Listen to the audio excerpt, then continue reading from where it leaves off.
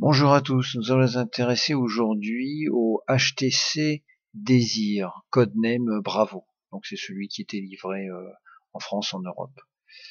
Il est assez ancien, hein, puisque nous sommes aujourd'hui en 2014 et il est de février 2010. À l'époque, c'était vraiment un beau smartphone, bien en avance sur son temps, avec un bel écran Sony. Et il y a eu des versions AMOLED, mais beaucoup de versions LCD Sony. Une résolution très confortable du 800 x 480, un processeur rapide 1 GHz, 512 de RAM, ça va nous embêter un peu, mais à l'époque c'était la norme, et 512 de ROM, c'est pareil, à l'époque c'était la norme, mais c'est vrai que c'est pas énorme pour mettre ses applications, etc. Par contre, il y a une carte SD. Donc mon problème, c'est que donc j'ai récupéré un HTC qui fonctionne bien, mais avec l'écran cassé. Et j'en ai récupéré un autre qui ne fonctionne plus parce que enfin, ce que j'appelle la carte mère est grillée, mais l'écran est ok. Alors je vais rencontrer un petit problème, c'est que ici les boutons fonctionnent bien et là sur celui-là ils sont un peu durs et en fait on a l'écran et les boutons en même temps. Et c'est une maladie sur les CHTC là. Beaucoup se plaignent de boutons qui fonctionnent plus ou qui sont durs en appuyant. Bon, enfin, ça va encore, c'est surtout le bouton volume bas qui est embêtant sur celui-ci. Bref, donc je vais partir de mon smartphone qui fonctionne. Donc j'enlève le capot à l'arrière évidemment, on découvre la batterie, on enlève la batterie, on enlève la carte micro SD évidemment, la carte SIM. Alors quand j'avais mis du scotch pour maintenir les deux, là c'était un peu dur, alors j'ai dû forcer pour le sortir. On enlève les 4 vis Torx, donc c'est du très petit Torx, hein, il faut avoir quand même, faut être bien outillé. 1, 2, 3 et 4. Et ensuite on a donc du classique, hein, de vis Philips classique, donc on les enlève. Et voilà, on libère le cache où il y a le port micro SD, le port de charge micro USB. Et bon là vous voyez, on mettra un petit coup de vieille brosse à dents pour enlever le verre de gris et on enlève le cache en plastique. Voilà, complètement magnifique. Là, ce que j'appelle la carte mère apparaît. On a une petite vis ici pour enlever le tout. En haut et en bas, il faut dégrafer quelques nappes. Donc une nappe, deux nappes, trois nappes. Voilà, on fait ça au cutter ou à l'ongle, comme vous voulez. Attention au cutter, évidemment, ça va sans dire.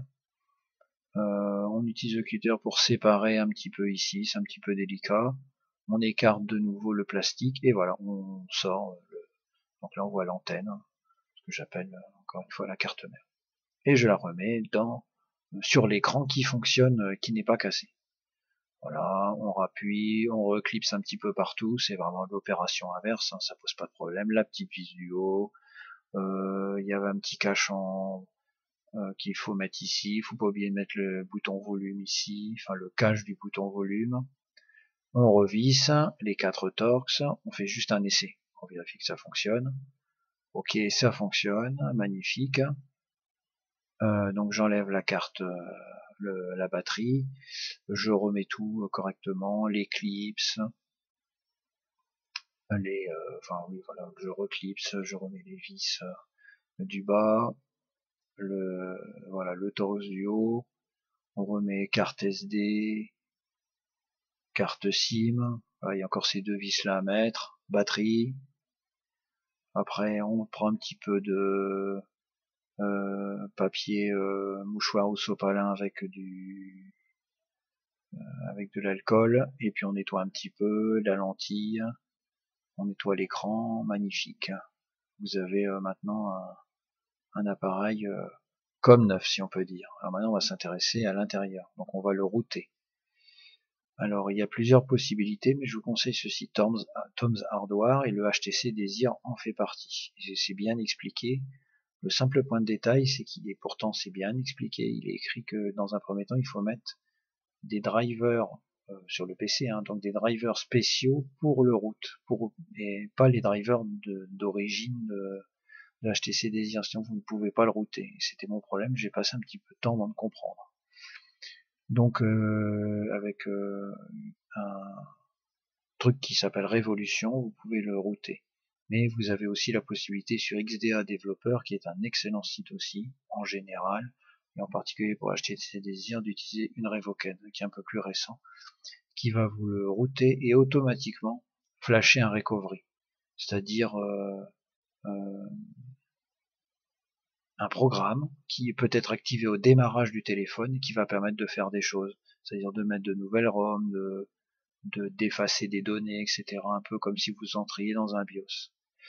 Mais ce Custom Recovery, finalement, moi j'ai trouvé encore mieux. Il s'appelle 4X Recovery et en plus il est touch, il est complètement graphique. Donc il est payant sur le Play Store, par contre il est gratuit sur XDA Developer. Donc vous récupérez l'APK, vous sélectionnez source inconnue et puis voilà, vous l'installez. Et au premier redémarrage, quand vous appuyez volume bas du smartphone, vous rentrez dans ce menu-là. Donc on peut installer des nouvelles ROM, faire un nettoyage, etc., faire des montages dans la carte SD, formater en EXT4 une partie, on verra pourquoi, l'autre partie en FAT32 pour les données classiquement. Voilà, vous avez un certain nombre de possibilités, moi j'aime bien ce recovery. Donc alors, quelle ROM va-t-on flasher? Vous pouvez flasher une CyanogenMod. Donc prenez la dernière en date, hein. Les stables sont trop anciennes. Donc là vous êtes toujours sur du Android Gingerbread, c'est-à-dire 2.3.6 et vous passez pas en Android 4. Mais l'Android 4 il est quand même un peu lent. Donc là si vous faites ça, vous allez avoir une ROM rapide, assez intéressante. L'autre possibilité, on peut se faire plaisir en mettant directement du 4.4.4. Donc j'ai testé la Carbone, qui est rapide, n'exagérons rien. Bon déjà elle est très longue à booter, mais bon, on passe pas sa vie à booter sur un téléphone, mais quand on lance les applications, tout est un peu long. L'avantage c'est que, hormis les jeux 3D évidemment, vous pouvez installer plein de choses sur le Play Store, parce que les ROM basés comme la CyanogenMod sur 2.3.6 Gingerbread, maintenant il y a pas mal de choses qu'on ne peut plus installer. Bon, en même temps, par exemple, si vous installez des jeux un peu 3D, enfin les jeux 3D vous n'aurez pas évidemment, mais voilà, si vous installez des jeux un peu graphiques, tout va être un peu lent. Même Plants vs Zombie est un peu lent. Faut pas non plus espérer des choses incroyables. J'exagérons rien. Un autre bon fournisseur de ROM, c'est Paranoid Android. Mais j'avoue que celle-là, je l'ai pas testé. Tous les ROM en 4.4.4, elles sont souvent suivant le même modèle.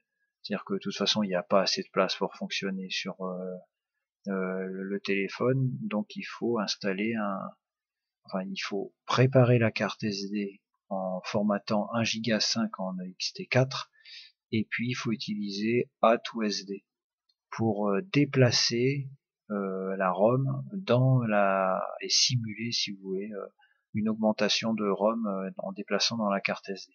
Sinon, c'est le problème de la cyanogène, c'est que vous avez plus que 150 mégas de place après installation pour mettre quelques logiciels.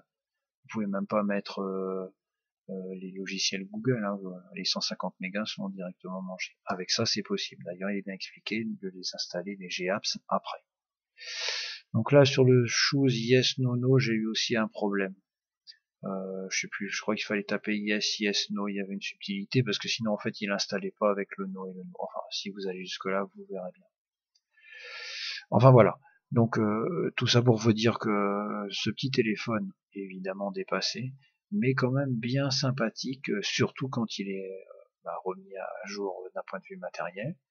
Et puis quand on a changé la ROM, ça va quand même mieux. Et j'ai passé du temps autour de ça et je me suis pris au jeu parce que voilà, il y a un certain nombre d'étapes, on peut rater des étapes, perdre son temps, etc. Mais c'est intéressant de voir tout le potentiel qu'il y a avec ce vieux téléphone et en fait tout ce que l'on peut trouver sur Internet, c'est un des rares vieux téléphones bien suivis, en particulier sur XDA Developer. Merci pour votre attention.